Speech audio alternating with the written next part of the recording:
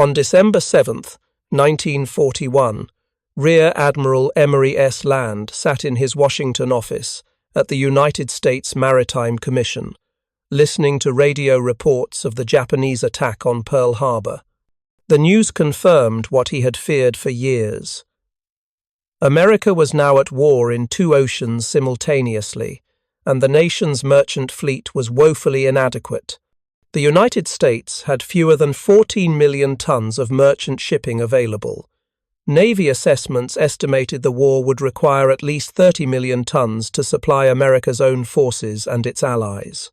Land was not some government bureaucrat. He was chairman of the United States Maritime Commission and a retired naval admiral with 30 years of engineering experience. He commanded the nation's entire civilian shipbuilding program and supervised thousands of engineers, architects, and procurement specialists. His annual responsibilities now involved billions in government funding, more than any other civilian administrator in America's history. He had spent decades building his reputation in naval architecture and shipbuilding. He knew ships, he knew shipyards, he knew maritime construction. Before we jump back in, tell us where you're tuning in from, and if this story touches you, make sure you're subscribed because tomorrow I've saved something extra special for you. Land understood what America's entry into the war really meant.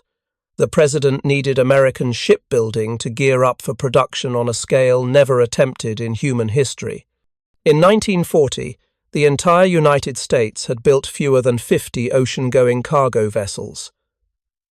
The nation had approximately 1,400 merchant ships in its fleet. Many of them were obsolete, slow, or poorly suited for wartime service. Now, America would need to build ships by the thousands. The implications were staggering. If the nation actually needed that many vessels, the shipping losses from German and Japanese submarines would be catastrophic. And when those losses mounted, Land knew his world would change completely.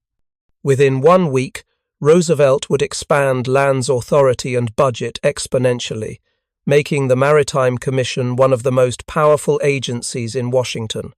Land would accept the challenge without hesitation. It was December of 1941. Europe had been at war for over 2 years. The Atlantic was dominated by German U-boats. The Pacific was now controlled by the Japanese Navy.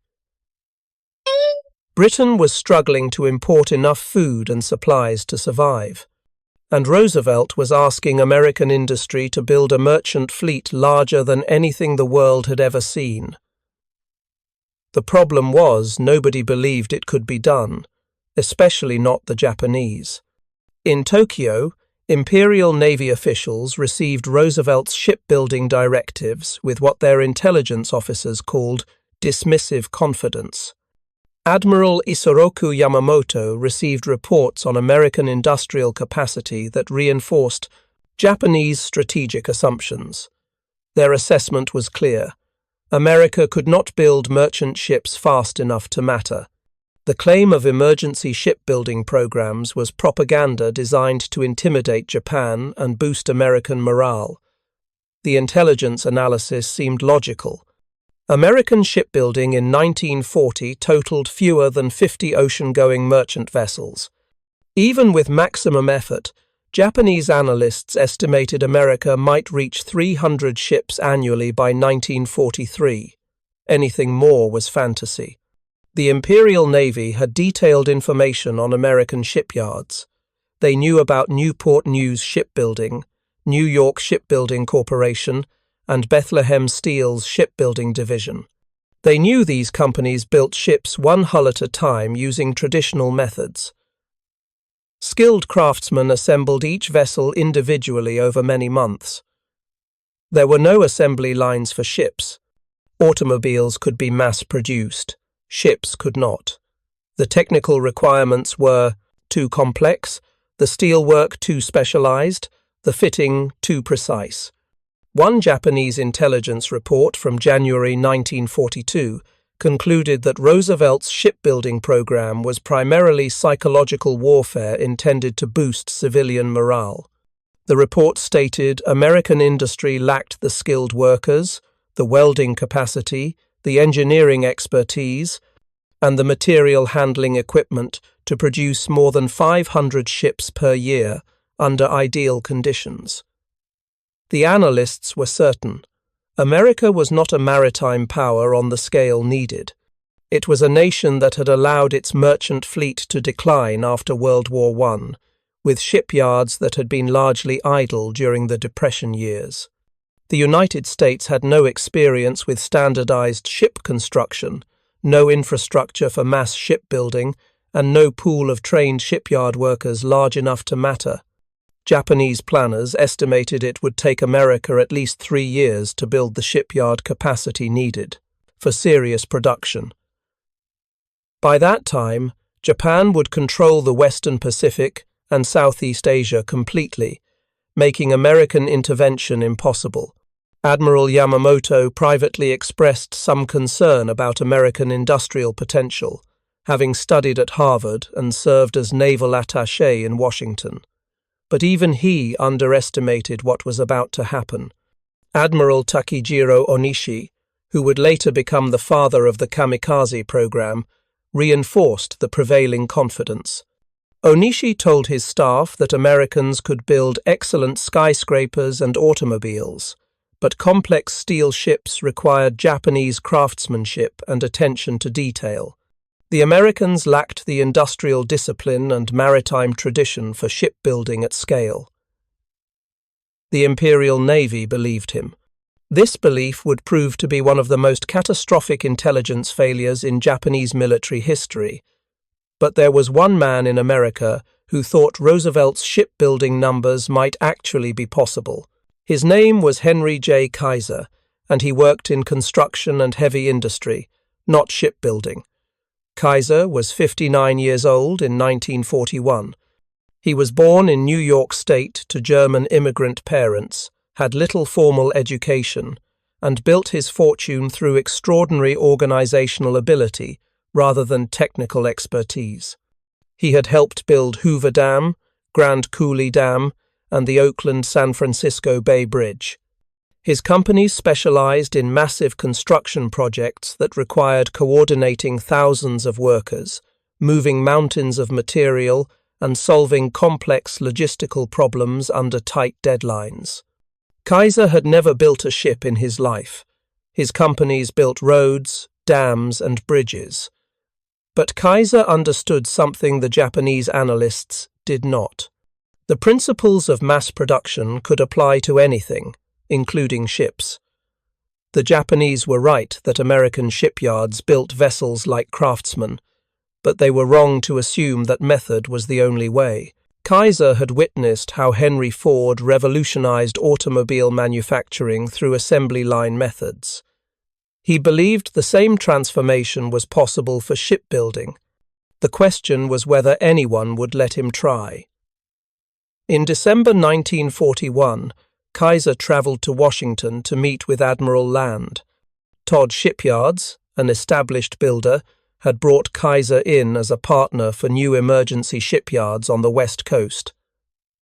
Kaiser presented Land with an audacious proposal.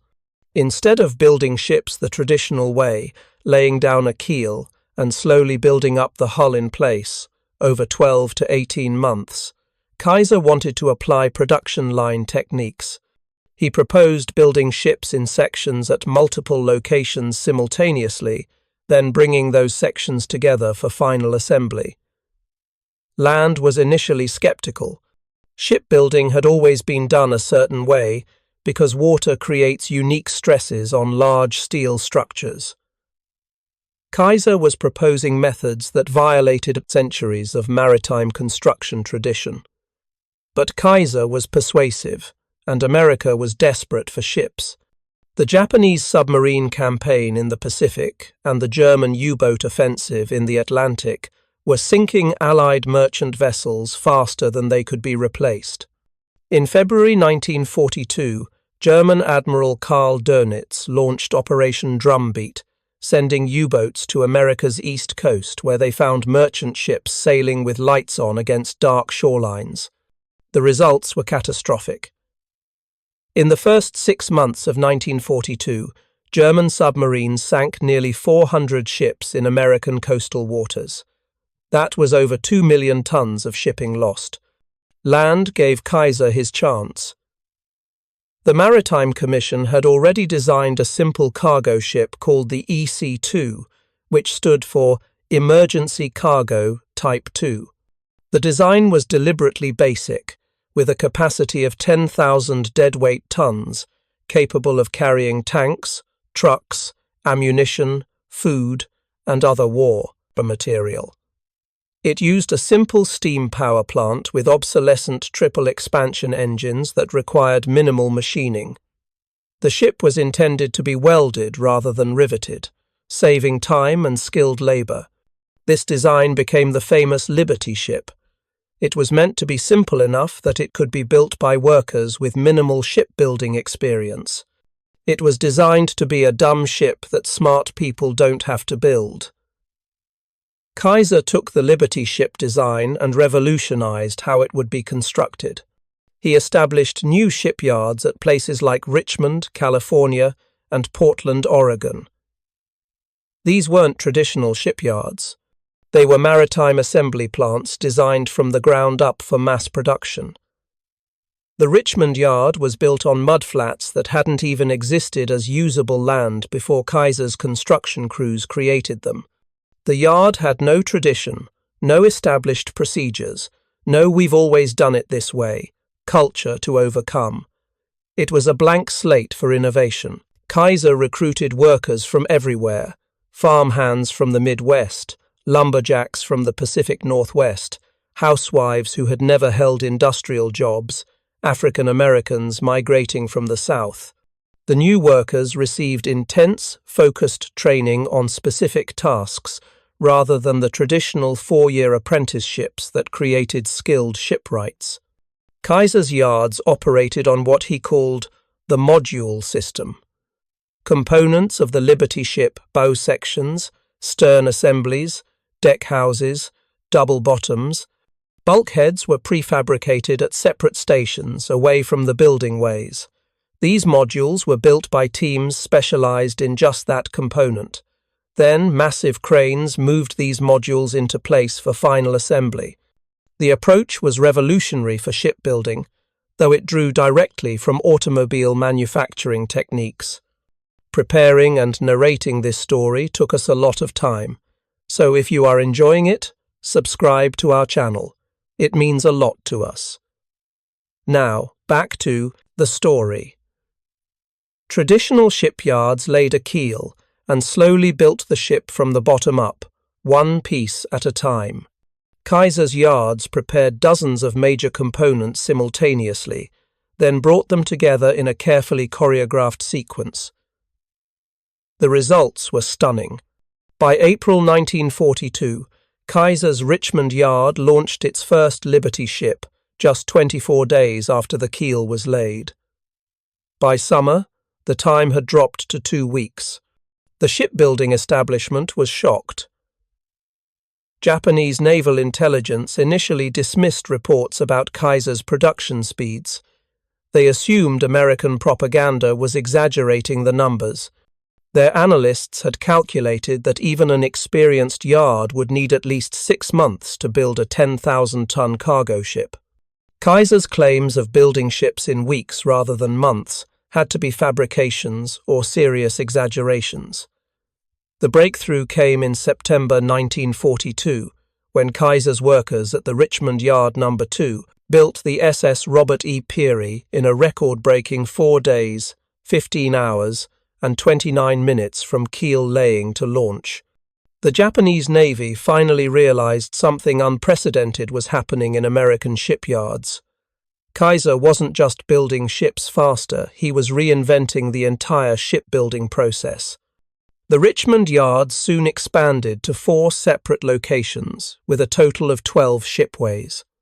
At peak production, the Richmond facilities employed over 100,000 workers across 3 shifts, working 24 hours a day, 7 days a week. The workforce was extraordinary by 1942 standards. Women made up nearly 1/4 of Kaiser's shipyard employees, including welders, electricians, and machine operators, jobs traditionally reserved for men. Historians later calculated that before World War II, only about 8,000 women worked in all U.S. shipyards combined. By 1943, there were over 90,000 women working Kaiser's yards alone. African Americans constituted about 10% of the Kaiser shipyard workforce at a time when industrial discrimination was common. Kaiser established hiring practices that were progressive for the era, though still imperfect by modern standards. The Japanese had based their strategy on the assumption that America could not replace shipping losses quickly enough to matter. They believed submarine warfare would effectively isolate the United States from its allies and prevent the massive transfer of war materials needed to sustain campaigns in Europe and the Pacific simultaneously.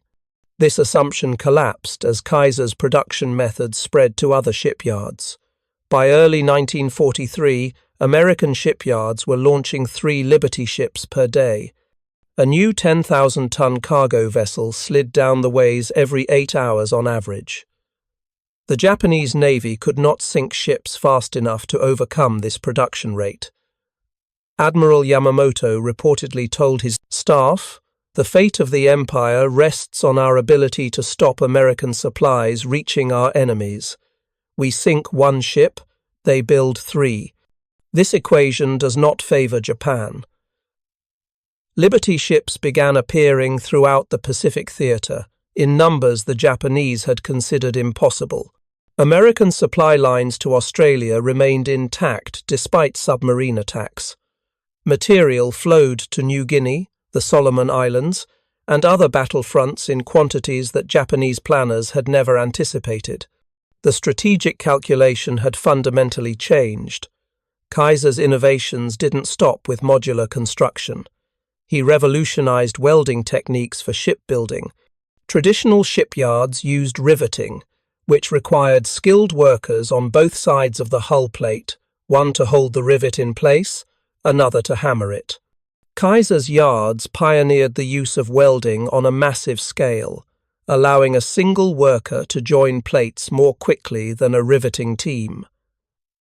Welding also produced lighter, stronger hulls than riveting. To solve the shortage of skilled welders, Kaiser created expedited training programs. The Kaiser Way broke welding down into specific types of joints and positions. Rather than training welders for all scenarios over years of apprenticeship, Kaiser's program created specialists in specific weld types in weeks. A worker might only learn to do flat welds or vertical welds, but could begin productive work almost immediately. Kaiser also developed innovative workforce support systems. He established childcare centers at his shipyards, allowing mothers to work while ensuring their children were cared for. These centers operated 24 hours a day to accommodate all shifts. Kaiser created the first prepaid health plan for his workers, the beginning of what would later become Kaiser Permanente, now one of America's largest healthcare organizations. He understood that keeping workers healthy and addressing their family needs increased productivity and reduced absenteeism. Housing was another critical innovation. Kaiser built entire communities near his shipyards to house workers. Vanport, Oregon, constructed to house workers for Kaiser's Portland shipyard, became the second largest city in Oregon, with more than 40,000 residents. It had schools, shopping centers, recreation facilities, and transportation systems, all built in months to support the shipbuilding workforce. The impact on Japanese strategy was devastating. Admiral Yamamoto had predicted that Japan needed to win quickly or not at all. He famously stated he could run wild for 6 months or a year, but after that, Japan's inferior industrial capacity would become decisive. The Liberty ship program proved him correct even faster than he had feared. By mid-1943, America was not only replacing all shipping losses, but actually increasing the size of its merchant fleet, despite continued submarine attacks. The Liberty ship itself was not an engineering marvel. Naval architects considered it outdated even as it was being designed. Its steam propulsion system was obsolescent. Its speed of 11 knots was barely adequate. British Prime Minister Winston Churchill reportedly called them dreadful-looking objects, but what they lacked in sophistication, they made up for in numbers. The Liberty ship embodied the American industrial approach to warfare, overwhelming the enemy with sheer production volume rather than technical superiority. By early 1943, German and Japanese submariners reported a stunning change in convoy patterns. Before America's shipbuilding miracle, Allied convoys husbanded their merchant vessels carefully, sailing with strong naval escorts and avoiding dangerous areas when possible. By 1943, American cargo ships began traveling in such numbers that losses to submarine attacks, while still significant, no longer threatened supply lines strategically. The Allies could lose dozens of ships monthly and still deliver more tonnage than their enemies could sink. Kaiser did not stop innovating with the Liberty ship. In 1943, his yards began producing the improved Victory ship, which featured more powerful engines, greater speed 15 to 17 knots, and improved hull design to better evade submarines. The Victory ship demonstrated another American industrial advantage, the ability to incorporate improvements while maintaining production volume. While the Liberty ships were being built at unprecedented rates, American shipyards simultaneously developed and implemented the next-generation design. Japanese naval intelligence finally acknowledged the full scale of American shipbuilding in a devastating report to Tokyo in August 1943. The report concluded, "American new construction has exceeded all estimates. Their shipbuilding capacity now outpaces the combined construction of all other nations. Our strategic assumption that shipping losses would curtail American military effectiveness has been invalidated." By that point, Kaiser's Richmond yards alone had built more merchant shipping tonnage than Japan's entire pre-war merchant fleet. Admiral Yamamoto did not live to see the full consequences of Japan's strategic miscalculation. He was killed when his transport plane was shot down in April 1943. His successor, Admiral Minachi Koga, received the reports about American shipbuilding with growing alarm. Koga realized the fundamental premise of Japan's war strategy had collapsed. America was not being constrained by shipping limitations. Instead, the American merchant fleet was growing despite losses, enabling military operations throughout the Pacific at a scale Japan could never match. By 1944, American shipyards were producing merchant vessels faster than all Axis nations combined could sink them. The statistics were staggering. In 1941, American yards delivered about 1 million deadweight tons of shipping. In 1942, that increased to 5.6 million tons. In 1943, production reached 12 million tons more than Japan's entire maritime capacity at the start of the war. And in 1944, American yards delivered a staggering 13.9 million tons of merchant shipping. The Liberty ship program, with its revolutionary construction methods, transformed naval warfare fundamentally. Before World War II, submarine campaigns were considered potentially decisive because shipbuilding could never keep pace with losses. Kaiser and the American shipbuilding industry shattered that assumption. When the war ended, America had built 2,710 Liberty ships. That was more ocean-going cargo vessels than had existed in the entire world before the war began. If you're enjoying this deep dive into the story, hit the subscribe button and let us know in the comments from wherein the world you are watching from today. The impact extended far beyond military logistics. Henry Kaiser demonstrated that industrial methods could revolutionize fields previously considered resistant to mass production techniques. His success inspired similar transformations in aircraft manufacturing, tank production, and electronics. The Liberty Ship program became a template for American industrial mobilization that helped win World War II and shaped the post-war economy. The Japanese military had based its entire strategy on a fundamental miscalculation about American industrial potential. They believed their qualitative advantages, better aircraft carriers, better trained pilots, superior torpedoes, and better initial tactical position, would overcome America's potential quantitative advantages, because those advantages would take too long to materialize. The Liberty Ship program proved this calculation catastrophically wrong. In a cruel irony for Japan, the massive American merchant fleet that Kaiser and others built became the logistical backbone for the island-hopping campaign that systematically dismantled Japan's Pacific defenses. Liberty ships delivered the tanks, trucks, ammunition, food, and fuel that sustained American offensives at Guadalcanal, Tarawa, Saipan, Iwo Jima, and ultimately Okinawa. The ships Japan had dismissed as impossible to build in quantity became the vehicles of its defeat. The Liberty ship stands as one of history's greatest industrial achievements, not because of technical sophistication, but because it represented the triumph of American mass production methods applied to an ancient craft. Kaiser did for shipbuilding what Henry Ford had done for automobile manufacturing a generation earlier. He transformed a skilled craft into an industrial process that could be scaled to meet any demand. The Japanese had called it impossible. America built them anyway. By 1944, Henry Kaiser's shipbuilding revolution had transformed America's maritime capability beyond recognition. Each Liberty ship carried an average of 9,000 tons of cargo, the equivalent of 300 freight cars.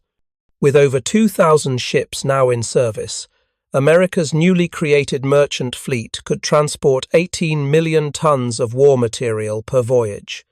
This was enough capacity to move 6 million military vehicles, or 75,000 Sherman tanks, or 3 billion artillery shells in a single massive convoy. The scale had become almost incomprehensible to military planners on both sides. Admiral Ernest King, Chief of Naval Operations, later reflected that the Liberty Ship program fundamentally altered the equation of modern warfare. Before World War II, naval strategists assumed shipping capacity was a fixed constraint that would limit the scope and duration of overseas operations. Kaiser's production miracle had shattered this assumption. American military planners could now conceive of operations, if anywhere in the world, without significant logistical constraints. The United States was suddenly able to project power globally in ways that transformed military thinking. The human story behind this industrial achievement was equally remarkable. At its peak, the Liberty Ship program employed nearly 600,000 workers across 17 shipyards. These workers came from backgrounds never before associated with shipbuilding. Idaho potato farmers became welders, Oklahoma school teachers became electricians, Mississippi sharecroppers became ship fitters. The program created opportunities for Americans previously excluded from industrial work, particularly women and minorities. The Rosie the Riveter image has become iconic, but the shipyards had their own equivalent, Wendy the Welder. At Richmond alone, women performed over 40% of all welding work by 1944. African American employment in shipbuilding rose from virtually zero before the war to over 90,000 workers. The Kaiser yards in Portland and Richmond were among the first major industrial operations to hire significant numbers of disabled workers, finding roles where their capabilities could contribute meaningfully to production. The workforce integration wasn't always smooth. Racial tensions flared periodically, particularly over housing and advancement opportunities. Women faced skepticism about their abilities and sometimes harassment, but necessity drove progress, and by war's end, American shipyards had demonstrated that diversity strengthened industrial capacity rather than weakening it. The workforce innovations pioneered in the Liberty Ship program influenced post-war employment practices throughout American industry. In Tokyo, the implications of America's shipbuilding miracle were becoming increasingly clear to Japanese military leaders. Admiral Soemu Toyoda, who became chief of the Naval General Staff in May 1944, received detailed intelligence about American production capabilities. The reports were devastating. Not only was America replacing all shipping losses, but it was building warships at an equally impressive rate. The Essex-class aircraft carriers, Fletcher-class destroyers, and Cleveland-class cruisers were rolling off assembly lines using production methods similar to those pioneered in the Liberty Ship program. Toyoda reportedly told his staff, "We destroyed the American battle line at Pearl Harbor, only to discover they could replace it 3 times over." By 1944, American shipyards had delivered 21 new fleet carriers, 8 light carriers, and over 300 destroyers. Japan's entire warship construction for the same period totaled just 7 carriers and 18 destroyers.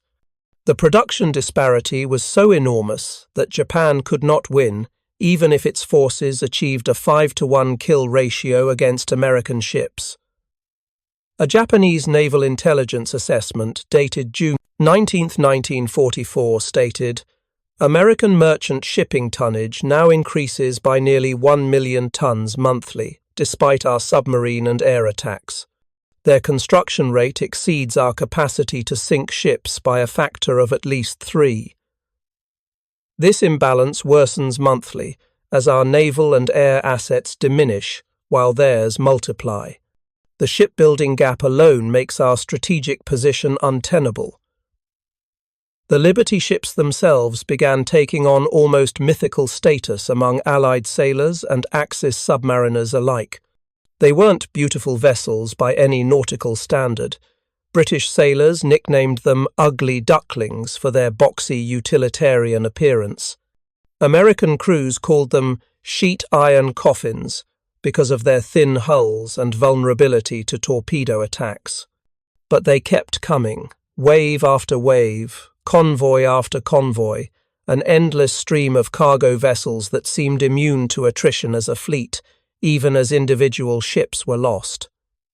German U-boat commanders developed a particular frustration with Liberty ships. After 1943, improved convoy tactics and air cover made attacking Allied shipping increasingly dangerous for submarine crews. When a U-boat commander risked everything to sink a Liberty ship, he knew another would replace it within hours. The psychological impact was devastating. As one captured U-boat officer told his American interrogators, "We no longer believed we could win the tonnage war. For every ship we sank, we saw 3 new ones appear." Liberty ships weren't merely transportation, they became weapons in their own right.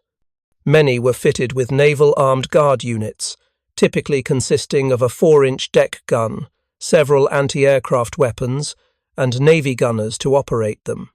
These armed merchant vessels sometimes fought back effectively against submarine and air attacks. The SS Stephen Hopkins famously engaged and sank the German armed merchant raider Steer in September 1942, the only recorded instance of an American merchant vessel sinking a German surface raider during the war. The ship's simple design proved remarkably versatile. While most Liberty ships served as basic cargo vessels, Hundreds were modified for specialized roles. Tank carriers transported armored vehicles. Boxed aircraft carriers delivered airplanes. Hospital ships treated wounded personnel. Troop transports carried soldiers. Their standardized construction made conversions relatively straightforward, adding to the fleet's overall utility. By mid-1944, with the D-Day invasion successfully establishing Allied forces in France, the full impact of America's maritime industrial revolution became evident in both the European and Pacific theaters. The ability to transport virtually unlimited supplies, equipment, and troops across both oceans simultaneously allowed the United States to wage two massive wars on opposite sides of the globe, exactly what Japanese strategists had considered impossible in 1941. The Liberty ships' limitations also drove innovation. Their slow speed, 11 knots, made them vulnerable to submarine attack, leading to the development of the faster Victory ship design. Their basic steam propulsion systems prompted research into more efficient marine engines. Their standard cargo configuration inspired specialized designs for post-war shipping. Many of the advances in maritime technology that emerged after 1945 had their roots in addressing the Liberty ship's shortcomings. One of the most remarkable aspects of the Liberty ship program was its economic efficiency. Despite the unprecedented scale and speed of construction, cost control remained impressive. The first Liberty ships cost about $1.5 million each, equivalent to approximately $27 million in current value. Through standardization and production improvements, the average cost dropped to under $1.7 million by 1943, even as material and labor costs rose. Compared to traditional shipbuilding, Kaiser's methods delivered savings of 30 to 40% per vessel. The program wasn't without problems. Quality control issues emerged, particularly in early production. About 20 Liberty ships developed serious structural cracks, including several that broke completely in half during storms. Metallurgists determined that low-quality steel combined with welding techniques of the era created brittleness in some hulls. The problem affected less than 1% of the fleet, but received significant attention. Engineers quickly developed reinforcement modifications that were retrofitted to existing ships and incorporated into new construction. By late 1944, American merchant shipbuilding began to slow deliberately, as the Battle of the Atlantic turned decisively in the Allies' favor. The Maritime Commission redirected resources toward naval vessels and specialized ships needed for the planned invasion of Japan. The Maritime Commission of program's success allowed this strategic shift. America had not just caught up with shipping losses, but had built a substantial surplus capacity. The human cost of creating and operating this unprecedented merchant fleet was substantial. Over 700 Liberty ships were involved in enemy action. Nearly 200 were sunk by torpedoes, mines, aircraft, or surface raiders. More than 9,000 merchant mariners lost their lives aboard Liberty ships and other merchant vessels, a death rate that proportionally exceeded that of all military services except the Marine Corps. These civilian sailors faced extraordinary dangers with limited recognition, serving on ships with minimal defensive capabilities against well-armed adversaries. For the Japanese military, the psychological impact of America's industrial mobilization became increasingly demoralizing as the war progressed. In July 1944, Prime Minister Hideki Tojo resigned after the fall of Saipan revealed the extent of Japan's strategic vulnerability. His replacement, Kuniaki Koiso, received a comprehensive briefing on American production capabilities that made Japan's situation clear. The United States was now outproducing Japan by ratios of 5-to-1 in aircraft, 10-to-1 in naval vessels, and 20-to-1 in merchant shipping. A 1944 Japanese cabinet document captured after the war revealed the depth of their miscalculation. We based our initial strategy on the assumption that America's industrial potential, while theoretically large, could not be fully mobilized for overseas warfare within the time frame of modern conflict. This assumption has proven catastrophically incorrect. American industry has achieved in 24 months what our analysts believed would require a decade. As the war in Europe approached its conclusion in early 1945, America's Liberty ships took on a new role, delivering the material needed for the final push against Japan. The massive island-hopping campaign in the Pacific required unprecedented logistics. Each major landing, Iwo Jima, Okinawa, and the planned invasion of Japan itself, needed hundreds of ships, delivering millions of tons of supplies. The Maritime Commission had built precisely the fleet required for this culminating phase of the war. The Liberty ships' contribution extended beyond military logistics. By 1945, they were delivering civilian supplies to liberated territories in Europe and Asia, helping prevent the famine and disease that had followed World War I. They carried food to the Netherlands after the hunger winter of 1944–45. They delivered medical supplies to the Philippines following Japanese occupation. They transported coal to Britain, helping the exhausted nation survive its most difficult post-war winter. Kaiser's shipbuilding methods influenced far more than maritime construction. His emphasis on modular assembly, interchangeable components, specialized labor, and massive production facilities became a template for post-war American industry. From residential construction to electronics manufacturing, the principles pioneered in building Liberty ships shaped America's industrial approach for decades. Historians later identified the Liberty ship program as a crucial step in the evolution from craftwork to modern industrial organization. The program also transformed American labor relations. Kaiser's progressive policies, including healthcare, childcare, housing, and training, demonstrated that treating workers well improved productivity.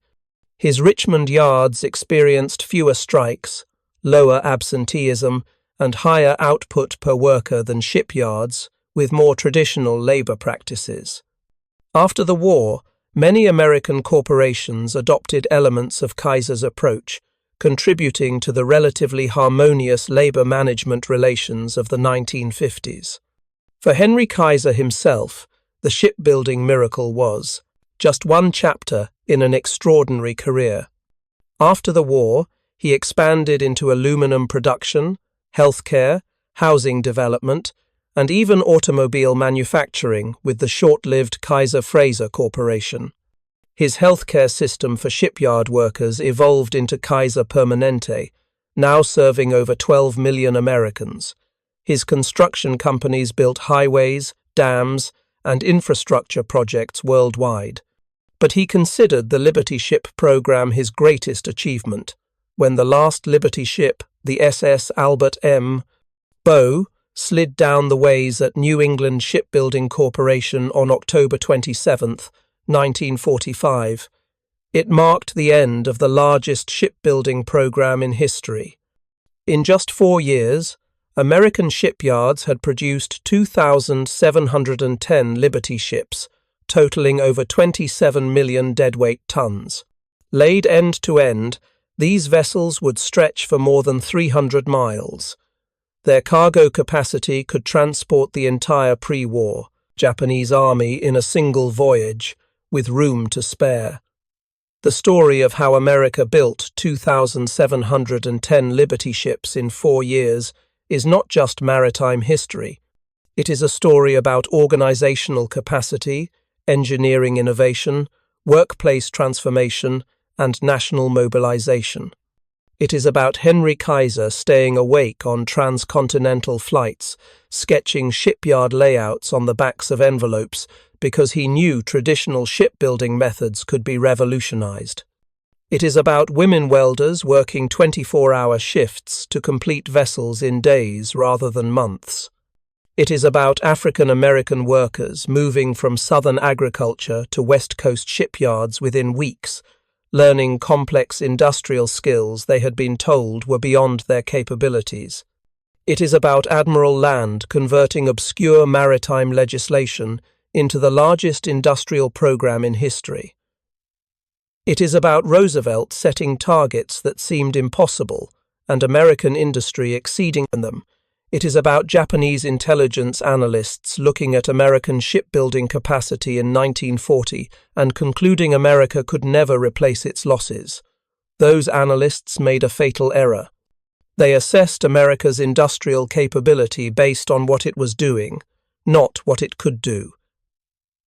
They did not understand that American industry had not yet been challenged to perform at its maximum potential. They could not imagine shipyards like Richmond, where a vessel that traditionally required 9 months to build was being completed in days. And by the time Japanese leaders realized their mistake, it was too late. The American industrial machine was fully mobilized and delivering ships faster than Japan could sink them. That was perhaps the decisive factor in the Pacific War. Industrial capacity overwhelmed tactical advantages, production defeated strategy, and American shipbuilding outproduced the entire Axis combined. The Liberty Ship program demonstrated something profound about modern warfare. Industrial potential matters more than initial military position. Japan began the war with superior naval forces, better trained pilots, and control of vast territories.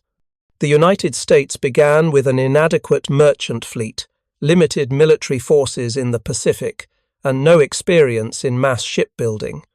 4 years later, American industry had completely reversed this balance, not through brilliant strategic maneuvers, but through overwhelming productive capacity. The post-war world was shaped by this lesson.